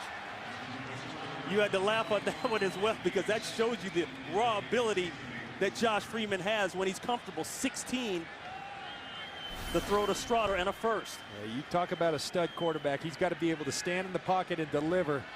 And you talk about Mark Dominic and this GM. They've been embattled with a lot of decisions they've made. But you go back to last year's draft, you get Josh Freeman and a guy like Sammy Strotter, you're doing pretty well for yourself. Two guys that should be a big part of this turnaround that people are hoping for in Tampa. Draw. And I get the feeling that Greg Olsen really calling a nice game. He's got a nice flow, a tempo, a mix. And it looks as though he's got Seattle's defense completely off balance. Yeah, I think so. And you're starting to see the rhythm develop. It's something that you haven't seen throughout the year. If he could keep his offensive linemen away from the penalties, they'd really start. And all of a sudden, you look at Josh Freeman, kind of a shaking confidence in the first half, 5 of 12. Second half, starting to feel the energy of his entire team. 4 for 5 for 64 yards, 1 touchdown. This is the quarterback that everybody is so high on. You're starting to see why. Quick throw outside. Good reaction there, intended and completed to Antonio Bryant, but Josh Wilson, the team's nominee for this year's Walter Payton Man of the Year award, he's all over it. A pickup of 2. Josh Wilson is a good football player. He's really played at a very good level for these Seahawks, making nice interception returns, fumble returns, a good solid tackler for this Gus Bradley and the Seattle defense.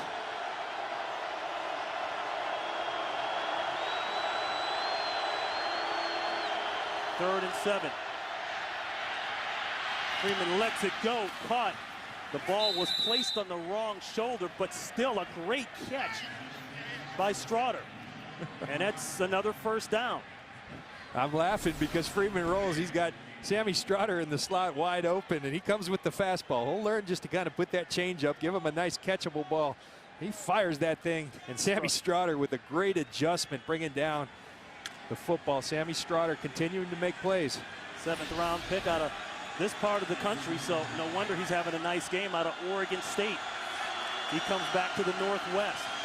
Back to the ground, back to Derek Ward. Both backs for Tampa Bay have run well today. You see the rush yards start to pile up, and this is against a team that has been very proficient in stopping the run. Seattle has struggled against the pass, but they're 11th ranked team in terms of stopping the run. They've been very good at that, and right now I'm seeing Tampa and this offensive line start to take control of the line of scrimmage. Seattle continuing to rotate defensive players. 2nd and goal. Going to the corner, covered well by Trufant, intended for Bryant. Aaron Curry left the game with an injury. His return is questionable. And boy, talk about making a statement, John, for the Buccaneers to go down here and put up 6. To jump all over the Seahawks at home. Well, you want 6, but what I liked about that last play again from Josh Freeman, sometimes throwing that football away, it was tight windows. Instead of trying to force it in there, he threw it away, lived to see another down.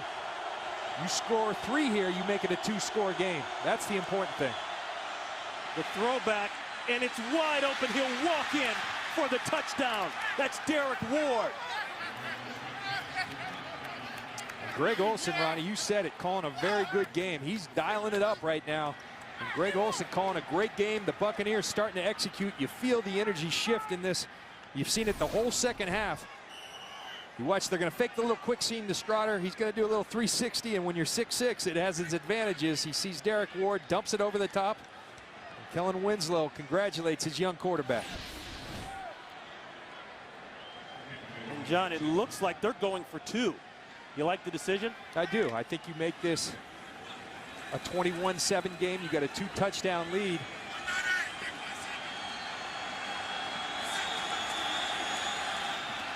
That's going to be a tough fit. You got a timeout. Yeah, a timeout called by Seattle. I don't think they were ready personnel-wise. Timeout. Seattle, they were first. Not two good things about that. 32nd timeout. If you're Tampa Bay, you force them to burn an early timeout, and you get another crack at it. Yeah, you know, I think it surprised Seattle and Lawyer Malloy, the veteran. They might have had 12 people on the field. I think it surprised them that they were actually going for 2 at this point in the game. They do the smart thing. They get their timeout. Points are critical. And saw Jim Mora look at Lawyer Malloy and say, nice job getting the timeout. You have to make sure you're right. That's most important. And John, I saw down pregame warm-up, you had a conversation with the Glazer family. They pulled you aside, and I'm sure they wanted to talk about what you thought as a former Buck, former Super Bowl winner, about the fastest way for them to get back on track. Well, I had a nice conversation. They're great owners. They want a winner. They're willing to be patient, but they want to see this thing go in the right direction. They want to see a plan come together. And today, the returns are good. You're starting to see a plan take force, and you're seeing progress. The conversion, and when you've got a 6'6", 250 quarterback, you don't do what you didn't do on the earlier 3rd and shorts. You let him run it. And the 2-point is good. It was really nice to see on my plane flight out here from Denver to Seattle.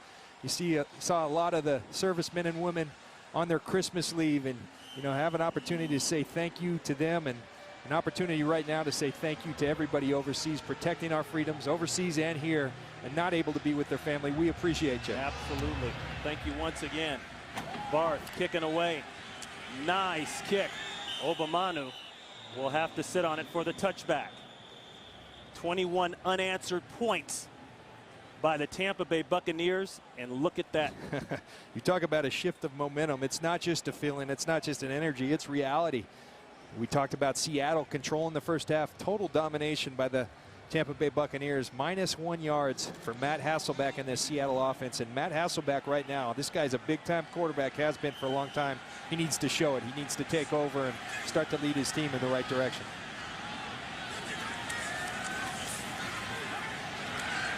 The boot, the crosser, and it's complete.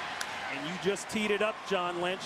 That's John Carlson back in the fold a little bit here today. He's been quiet of late, but he's got a big gain and a first down, brought down by Quincy Black. That's good for 15 yards. Wide receiver screen. That's Branch, and Branch with at least 8 or 9. And the Chargers clinched. We'll be down in San Diego in a couple weeks for the Washington Redskins and the San Diego Chargers. They give to Jones. In case you're just tuning in, the Seattle Seahawks got off to an early start thanks to another interception to start the game by Josh Freeman. But after that, it was all Tampa Bay. 2 consecutive field goal attempts by Barth. I think he had a miss in between. 22-yard reception for a touchdown by Cadillac Williams. And then Ward on the 6-yard touchdown run with the 2-point. Chopped down quickly.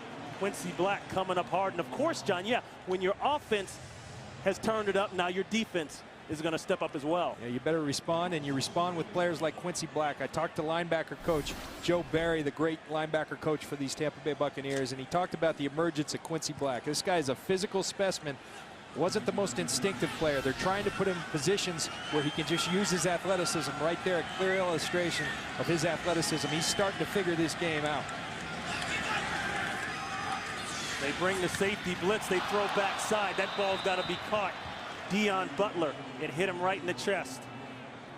And this is a guy that I believe and they believe they need to really start to work into their offense, but you have to be able to catch balls like this. You're going to see Dion Butler go on the slant route. Matt Hasselbeck fires a strike and Dion Butler just misses it. But this is a guy who runs a 4.28. I mean, this guy can fly. He adds another dimension to this offense. Important to get him involved. Time winding down here in the third quarter. Going to the corner, and it's dropped. Houshmandzadeh had it. All he had to do was roll over with it, and he couldn't. And that'll bring on the punt team for Seattle.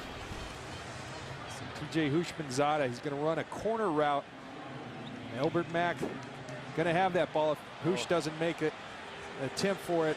And, you know, it would have been a great catch, but I'm sure TJ expects himself to catch that ball, and his team needed it badly right now. So a key stop winding down here in the third quarter. Ryan punts it away. Not a great kick. Taken at the 15. Straughter, he had a nice punt return last time out.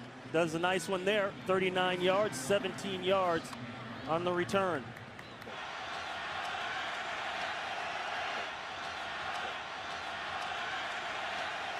The bootleg. The throwback. It's clean. That's Winslow, and Winslow is out of bounds at about midfield. 4 seconds left to the end of the quarter. 21 yards on the reception. And I tell you, Ron, I think you can feel it. I think everybody watching this game, you see the confidence starting to come back to Josh Freeman. And that's what I was talking about in the open. Greg Olsen, it was on him. That's the end of the third quarter. To get your quarterback comfortable. They've clearly done that. Ron Pitts, John Lynch, Nichelle Turner here at Quest Field in Seattle. We start the fourth and final quarter, and it's all Tampa Bay. They started slow, but in the second quarter, they turned it up a couple notches. 4 straight scores. Seattle has not answered. Ron Pitts along with John Lynch. And John, you know, the talk has been out there about Raheem Morris. What are they going to do next year coming into this game 1-12? And that being said, what is your take on that whole situation? Well, you know, I feel like these last 3 games are very important for Raheem. Yes, there has been some learning on the job. That's to be expected. This was a guy who going into this season, go back to last offseason, he thought he was going to be the defensive coordinator. He's prepared himself. You're starting to see him, I believe, figure it out. It was going to take some patience, but you're starting to see it come together. Today is a good indication of that. And maybe the Seahawks defense is starting to figure out the Buccaneers run game. That's Ward. He's tracked down quickly. You know, Ron, I think when you're looking for absolutes, I think one absolute, Raheem can coach some defense. I mean, I think that's very clear. He's been a rising star in that aspect for a long time. Have there been some game management issues? You know, people want to pin the coordinator thing. I don't think that was solely him. I think that was an organizational move. I credit him for admitting they made a mistake, and the whole organization for admitting they made a mistake. I think they're closer to getting towards a good plan now than they were. 3rd and 7. Freeman has settled down considerably since the first quarter. There's a great example inside the 25-yard line, and a first down. That's Antonio Bryant, brought down by Deion Grant along with Babineau.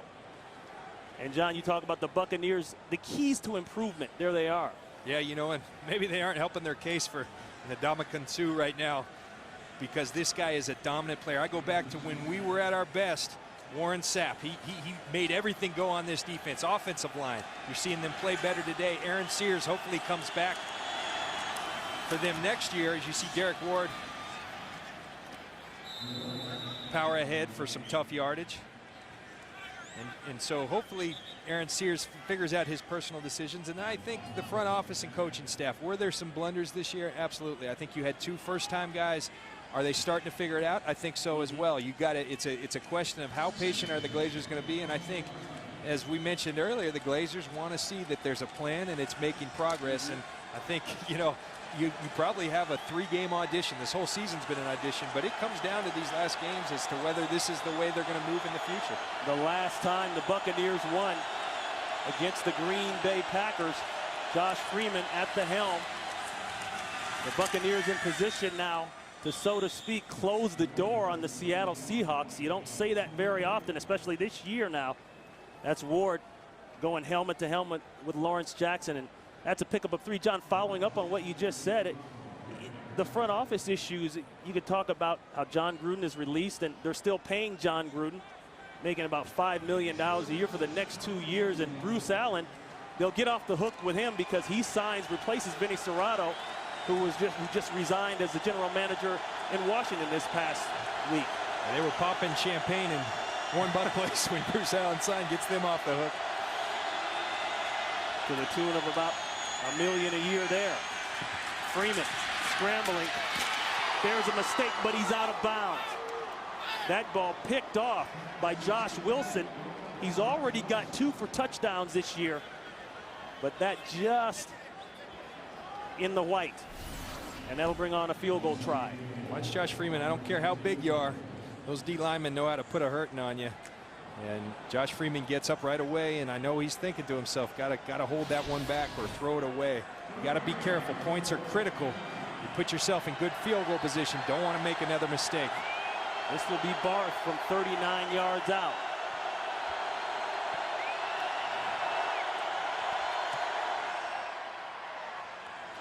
Couldn't be straighter.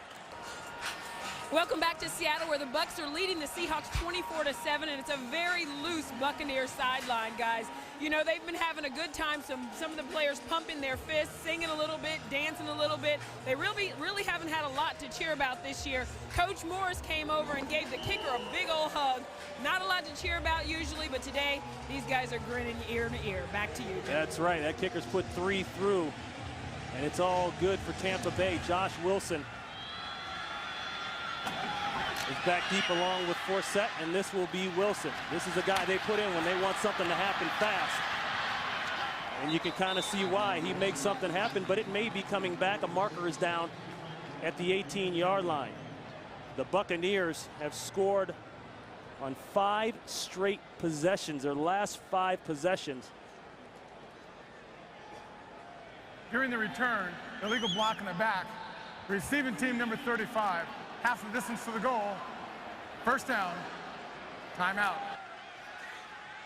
1st and 10 after the penalty. The rain starting to come down here in Seattle a little bit. Oh, backdoor throw almost picked off, intended for Butler, but Mack is standing there. A late flag went out in the secondary. That's usually illegal contact, pass interference.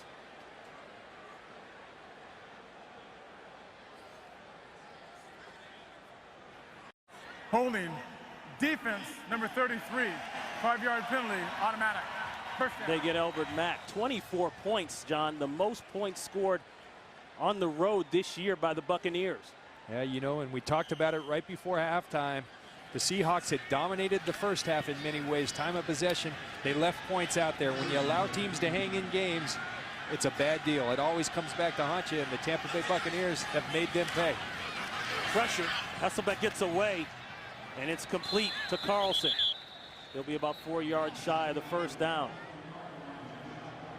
Well, we talked about the Buccaneers front office drama. Well, the Seahawks have had their own drama. Tim Ruskell, former general manager, resigned about 3 weeks ago. Rustin Webster stepped in as interim as they hand that ball off. That's Forsett trying to get around the corner. He'll be about a yard shy of the first.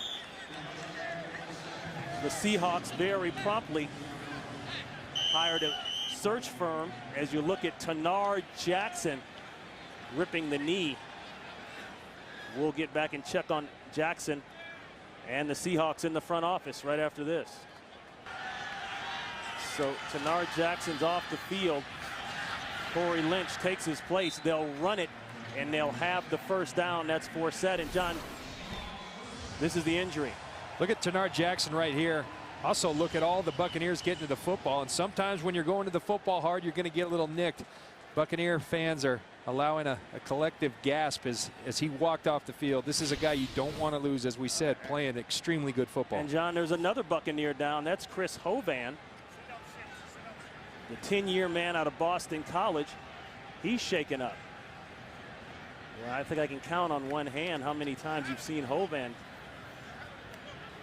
down on a knee or two.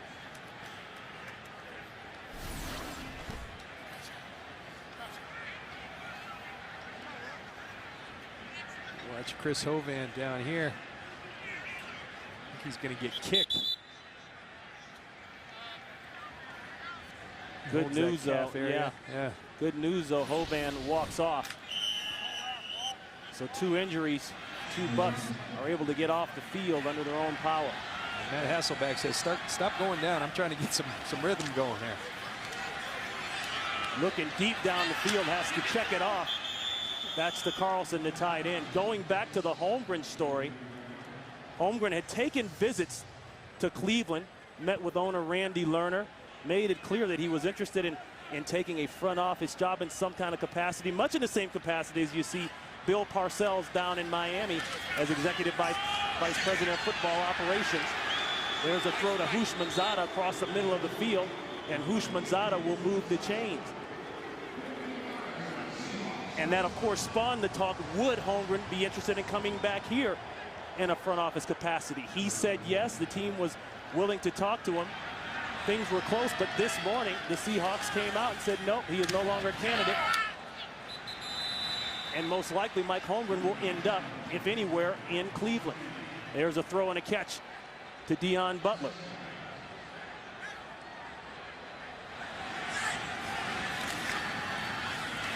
Going deep, it's covered, and it's intercepted. Elbert Mack with his 2nd interception of the season, and Hasselbeck is saying, what is going on? You know, you see Elbert Mack there and Matt Hasselbeck talking to Greg Knapp, and I tell you what, a lot of people are going to say, what's Hasselbeck doing? But you have to trust. They got one-on-one outside. You have to trust that your receiver, at the least bit, it's going to be an incomplete pass. Deion Branch leaves his quarterback out there. Elbert Mack does a wonderful job tracking the football. You've got to trust that if you put it up, your receiver is going to at least go compete for that football. And Deion Branch, in fairness to him, he couldn't even go get the ball to try to knock it away. They go to the run game. That's Cadillac Williams. Seattle with 4 turnovers. I'm sorry, you are not going to win many games in this league turning it over 4 times. You never do. And Matt Hasselbeck, this is just very uncharacteristic. Again, on that last play, I think you got to trust that your receiver is going to go compete for the football. Deion Branch, I think, had trouble locating the ball. But, you know, a lot of people leaving the stands here and wondering what is the future of this organization. I think a large part of that direction is dictated by who they go ahead and hire for this general manager job. There is still an outside chance that they may retain Webster. Meanwhile, Cadillac Williams is getting his groove on. Another breakout run. Babineau finally slows him down, but Williams was 9 of 36 before that run. That one for 23 yards.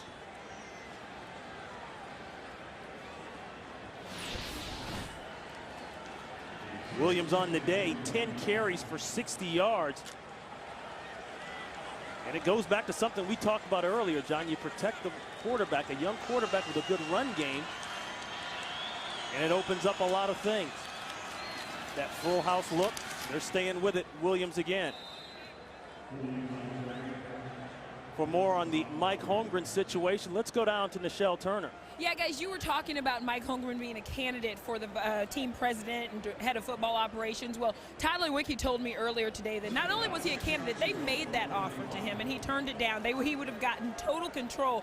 I asked him, well, what more did Mike Holmgren want? He said, you know what, you got to ask him that. It's not my position to tell you. But he did say that they parted ways as friends. There's no hard feelings there. But he did say, you know what, both sides have got to move on. We're done.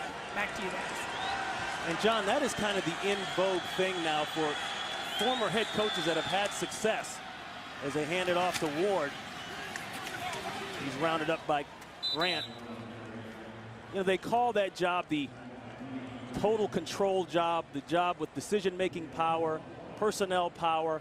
It's the ultimate job. Is like Bill Parcells used to say, if I'm going to cook, then let me go out and buy some of the groceries.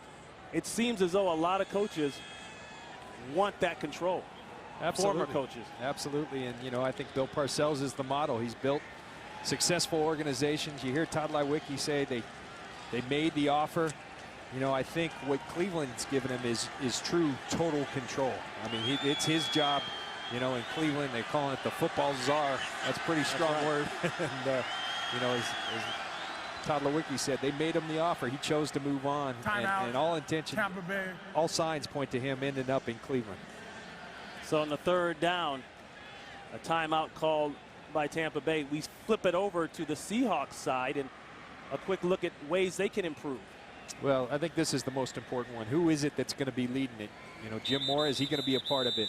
When a new general manager comes in, he's going to have to make a decision. I think all intentions and all signs point to Jim Moore being a part of it. O-line, D-line, up front, you got to be strong up front. Walter Jones, you don't know if he's going to come back. You got to get stronger at the offensive line. You talk to anyone with the Seahawks, we got to get better as pass rushers. They brought in Pat Kearney a couple years ago. He had some very productive years, still playing at a good level, but they need someone who can get after that quarterback. And when I look at these guys, whether it be a running back, whether it be a wide receiver, you need someone that scares you as a defense. Right now, it's not there. And, you know, I think Matt Hasselbeck, a veteran, you got to start thinking, who is the guy that's going to take over from Matt Hasselbeck someday? I still believe he's got productive years ahead of him, despite the effort today.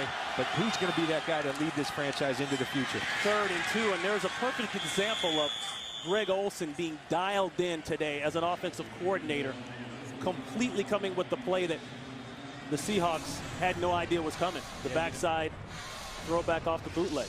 Sometimes you just see a quarterback coach, an offensive coordinator get into a rhythm as a play caller, and he's certainly established that. This is the best I've seen them coordinated this year. You know, this is a team you watch on film, you don't know what their identity was. They were running the zone scheme, they're running the power scheme, a little bit of everything. Today they kind of found their niche. It was running the football is what it was predicated around, and play action off it, giving your young quarterback easy throws, getting his confidence back. They've done a nice job of that today. And I think the thing I've got to point out, because I've been critical, is this offensive line that has underachieved. They've played some good football here today, particularly in this second half.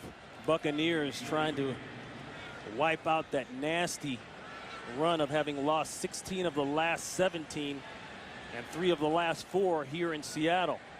Their last win, Week 9 against the Green Bay Packers at home. Looking for their first road win of the season, and only their 2nd win total of the season. 4.5 minutes away from doing just that, up 24-7. Content to keep it on the ground. Ward, Williams, they've all run well. The 2 wild card teams in the NFC right now, the Green Bay Packers, and of course Dallas now with a huge win, knocking off the undefeated New Orleans Saints last night.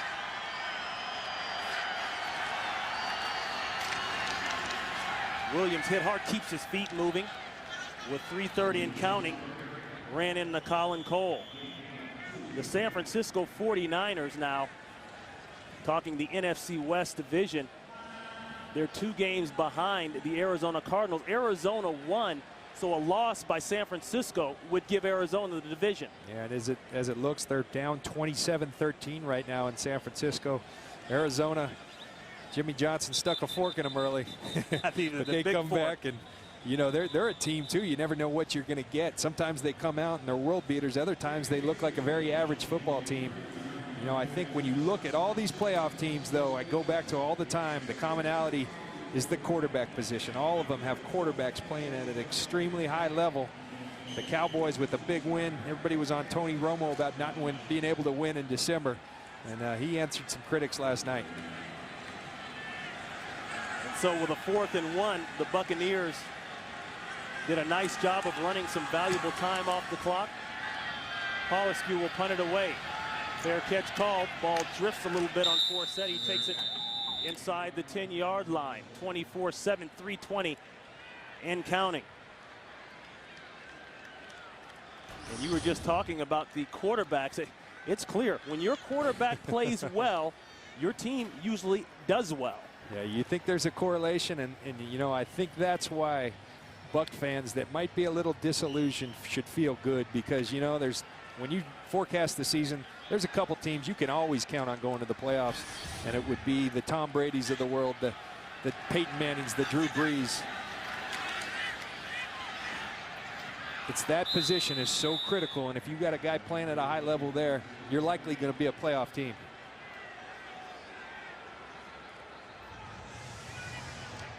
So 2nd and 10. 24-7 game. Seattle came out with a nice start and then fizzled after that, and they haven't been seen since. It's been all Tampa Bay. That ball caught. Houshmandzadeh caught it and then gets a first down. He's out across the 20-yard line. Rondé Barber, as he's done so many times, he was looking for touchdown right there, sitting on TJ Houshmandzadeh. Rondé Barber continues to just marvel me with his play, playing at such a high level for these Tampa Bay Buccaneers. Hasselbeck chased by White, unloads it, but it's incomplete, intended for Jones. 5 drops on the day by the Seahawks. A look at the game summary. And the key, really, these 4 turnovers, something you wouldn't expect from a veteran. I mean, Matt Hasselbeck, you talk about quarterbacks playing at a high level. He's played at a high level for a long, long time. Had a rough day today. You give credit to the Tampa Bay defense. And then Josh Freeman's second half, unbelievable. 11 of 14, getting the confidence back. And the promise that everybody sees is back. Markers litter the field as they complete the pass to Carlson. John, we saw a couple different things up front defensively for Tampa Bay. Maybe that's made a difference. They've toggled back and forth. Half the distance to the goal, still 2nd down. Call against Ray Willis. They toggled back and forth a little bit in the last couple of weeks with a 34 defense. And last week, maybe more than this week, some 5-man defensive line too. Yeah, Raheem is, you know, one thing everybody expected was that he would just go back to the Tampa 2, as people like to refer it to, but he's done a multiple of looks. I think Raheem's a guy who wanted to expand their playbook. You know, they've done 3-4, they've done 5 defensive linemen, shown a bunch of looks, a bunch of different pressures, and that's what you do. They don't have that dominant pass rusher right now, so you have to manufacture some looks, and they wanted to expand what they do anyway. And you know, when we talked to him this week, he did not skirt the issue about talent. Yeah, he said, we definitely have to address some talent issues, and I like the line he used. It's a line that's always been used in the NFL, but it's so true. We will tolerate until we can replace. Check down throw again to Branch, and not able to push the ball up the field, but that's so true. They may not like what they have talent-wise, but they're going to go with it until they can bring somebody in better. And I tell you, you know, in this league right now, what you can do in a hurry. They've got 10 draft choices in 2010 coming up here. They hit on those, you turn this thing around in a hurry. 24-7 under the 2-minute warning. John, what is Jim Moore looking at right now? I mean, what does he have to do in the next 2-game future to try and get better? He's got Green Bay next week and Tennessee here in the finale. And so that, you see Matt Hasselbeck connect to Deion Butler, but it doesn't get any easier. I mean, you got 2 teams vying for playoff spots, going to be playing hard. And this is certainly not what Jim Moore expected or wanted here today. He challenged his team. They came out in the first half and responded. They left points out there. That killed them. And then something happened at halftime. The Bucs came out with a ton of energy, as you see, continue to see them swarm to the ball.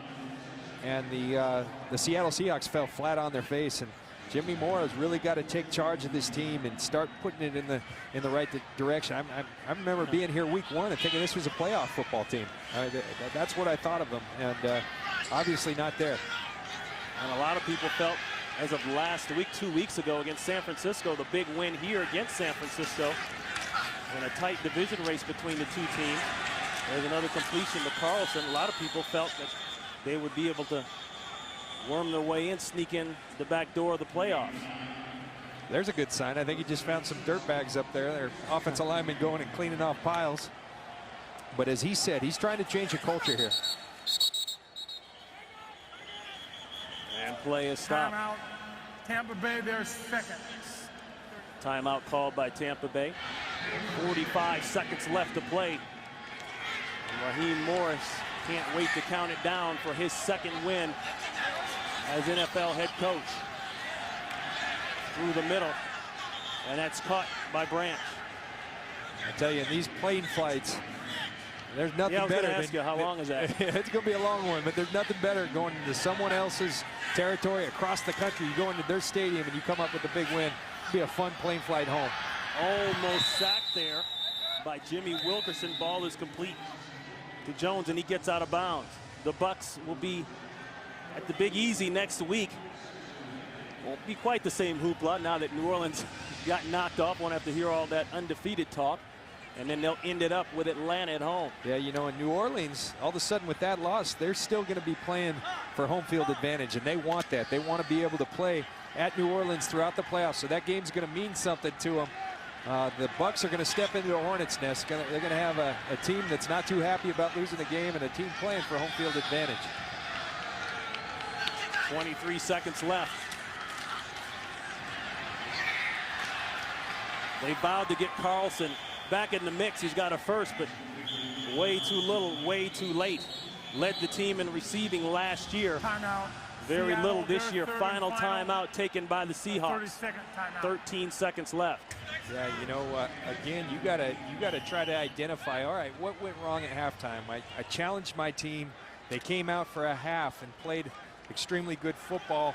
Although they left, they missed opportunities. You miss those opportunities, you got to clean that up. But then what happened at halftime that you completely lose energy, you completely lose focus. A different team, yeah. And that's been the story of the year. Very inconsistent. At times can play with anyone, at other times get beat by anyone. And that pretty much says it all. The second interception of the day for Matt. And that will do it. The 5th turnover of the day by Seattle.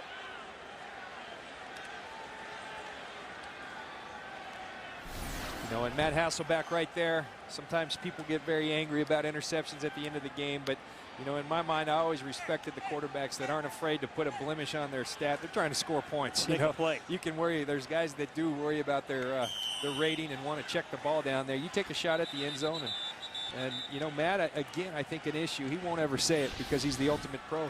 You expect your receivers to go up and challenge at some point. They got to help you out. And John, we talked about the new system here. Greg Knapp bringing in a new system, not the same West Coast offense that he's run formerly under Mike Holmgren here. Some changes, and those changes have caused problems.